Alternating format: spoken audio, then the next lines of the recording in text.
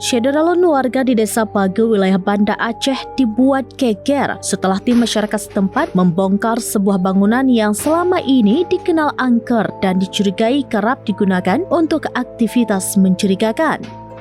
Tempat tersebut diduga dijadikan lokasi praktik prostitusi terselubung sehingga memicu keresahan warga sekitar.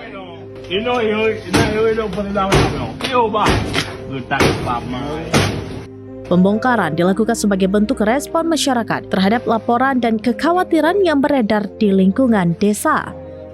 Warga berharap langkah ini dapat menjaga keamanan serta ketertiban wilayah mereka, sekaligus mencegah aktivitas yang dianggap meresahkan kembali terjadi.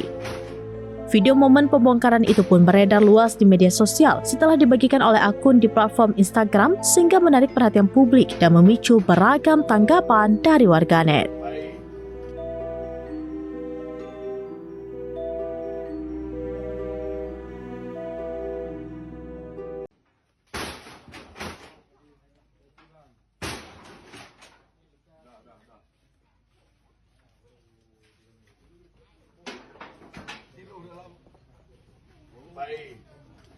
Pai. Oh, hotel dong. Ini dong penilaian dong. Iyo ba? Lutan pama. Hotel. Orang yang kaya kali Islam besar Download Tribun X sekarang. Menghadirkan lokal menjadi Indonesia.